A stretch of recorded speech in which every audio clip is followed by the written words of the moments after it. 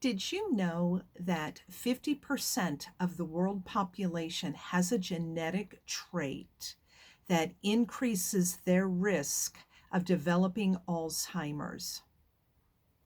And for those of you who don't know, that genetic trait that increases the risk of developing Alzheimer's is the genetic trait of being female. Yep, that's right. Women are at a greater risk of developing Alzheimer's disease than men. And the reason that is because all women will go through menopause at some point in their life. Now, they might go through menopause naturally sometime in their late 40s through mid 50s. Other women sadly go through menopause much earlier in life because they've had surgical intervention. They had to have a hysterectomy for a number of different health challenges. And if going through surgical menopause happens, again, that then increases the risk of Alzheimer's disease exponentially. Natural menopause is a challenge too. But for women who go through surgical menopause and then subsequently don't go through the proper hormone replacement strategies, the damage that's done to the brain is significant. And it's shocking and it's discouraging that many doctors don't bother to explain why this risk is. And as a quick reminder, hi, I'm Dr. Becky, retired functional medicine practitioner, and I have this wonderful YouTube channel because it is my goal to provide everybody with information that they can use starting today to improve the health of all of our brains. Because though Alzheimer's is a dreadful disease, the good news is if you understand the tips and tricks that you can use starting now to improve the health of your brain, then the good news is you've got a great chance of minimizing your risk or preventing getting Alzheimer's in the first place. And that's what I'm here for. Also, most of you, if you've seen me, you either see me sitting in my backyard in Florida, where our home is, or you'll see me sitting out in the yard in an RV park in Oklahoma because my husband has been on a work assignment in Oklahoma. Well, we're still in Oklahoma, flying back home tonight to spend the holidays in Florida. But the day is a dreadful, dreary, rainy day in Oklahoma, so you get to see the inside of a fun RV. Well, okay, it's not really a fun RV, but it's the inside of my RV. But anyway, let's get back to the reason that I decided to create this video today. And that is to explain how being a woman and being a woman who goes through menopause, whether that's a naturally occurring menopause or a surgical menopause, can cause an increased risk of developing Alzheimer's.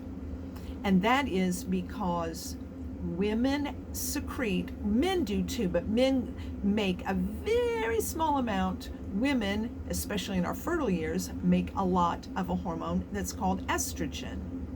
And estrogen is, though many people think of estrogen related to fertility, estrogen is crucial for brain health.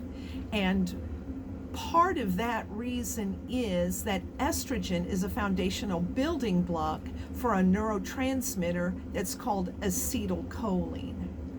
And so if we, through surgical menopause or natural menopause, decrease the amount of estrogen that we have, that means we have now decreased the amount of acetylcholine that we can make.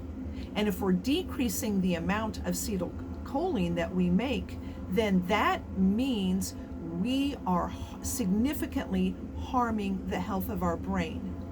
And the reason that we are significantly harming the health of our brain, again, acetylcholine, that neurotransmitter, is crucial in cognitive health as well as memory formation. And so it is crucial that if you have to go through a surgical menopause, you must talk to your physician about getting put on a really good quality hormone replacement regimen.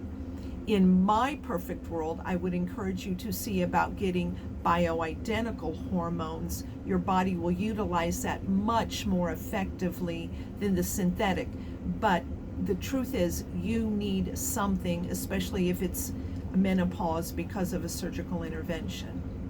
And for women, as they go through natural menopause, for some women, utilizing bioidentical hormone replacement is going to be a wonderful fit. And again, something you need to talk to your doctor about.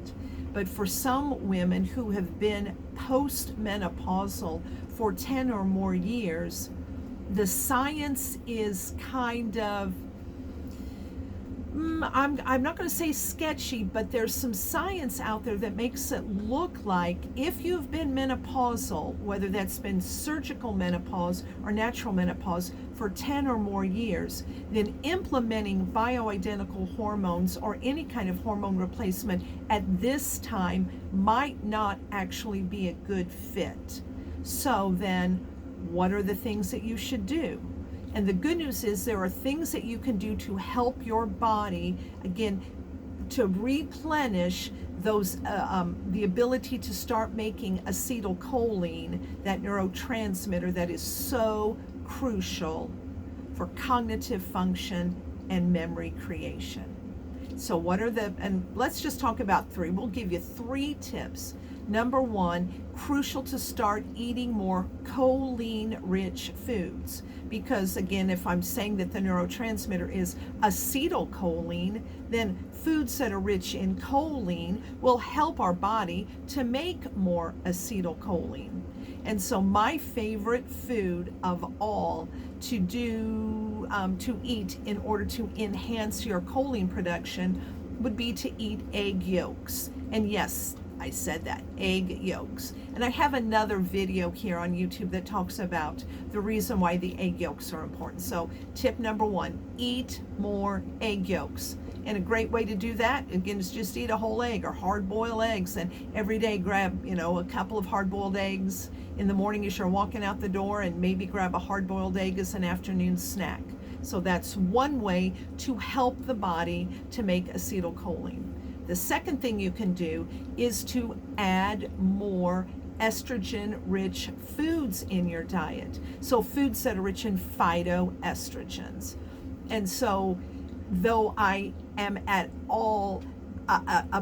am not a fan of lots of soy-based foods, meaning I don't want you to go and consume soy milk or soy protein powder or things like that. But if you can consume soy in its whole food source, so soy, organic soy, if it's edamame, that's again, it's just in its natural source. So it hasn't been processed in ways that are going to be detrimental to your health. So big fan of edamame, organic, of course.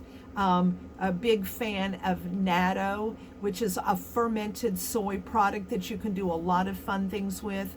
Tofu, organic tofu, can be a good food to add in on a somewhat regular basis. So soy, I would say, is my number 2 recommendation for women to help that brain to not succumb to dementia or Alzheimer's. And then third food would be flax seeds.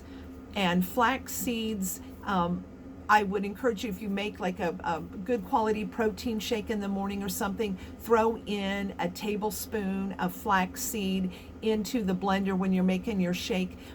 Flaxseed in their whole form isn't going to help you at all. What you have to do if you're going to get flaxseed is that you have to put it in a blender or a coffee grinder, something, just for a quick second, just a quick whir, just to break the shell of that flaxseed so that the oils on the inside can get out. So if you can do that, and then you can take the flax seeds again after you just lightly break the shell, sprinkle them on salads, sprinkle them in oatmeal, again, put it in a shake in the morning. There's many great ways that you can get flaxseed back in.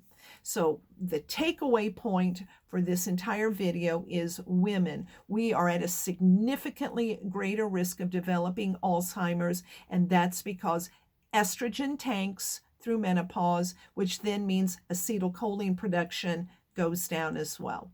So we can combat that and minimize that by, number one, utilizing a good quality bioidentical hormone therapy that you talk to your doctor about, crucial. Number two, add 3 foods to your normal dietary routine. That is, you're going to utilize egg yolks. You're going to utilize good quality soy. For me, that's edamame or tofu. And number 3, you're going to add whole flax seeds, but you're going to blend them, grind them just for a quick second to break that shell so that the oils come out. So I sure hope that you found this information valuable. Also, I want to let you know that since I'm filming this on Monday, November the 20th, 2023, it is the start of my Black Friday sale. So in the description notes, I'm going to, number one, give you the link to the website, because the website has got so much great free information, free resources. There's a free eating plan on the website. There's a free 3-day mini course on the website that gives you lots of great information. And then again, it's just every page of the website gives you free tips and tricks to help to change the health of your brain to improve cognitive function. But when you get to the website, because this is so, I'm having a Black Friday sale today, Monday, through 11:59 p.m. on Friday night. So the course pricing will be cut by 66%.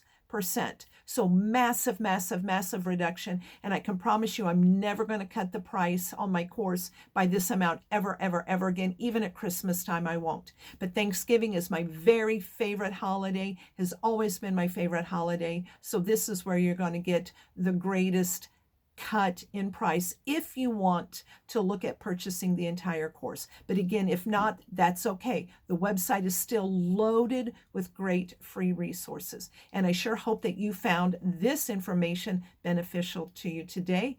I pray that you all have a wonderful Thanksgiving holiday season. If you're viewing this here in America, take care. Oh, and please, shameless plug, like and subscribe to this channel if you found this information valuable. Take good care. Happy Thanksgiving. See you soon. Bye.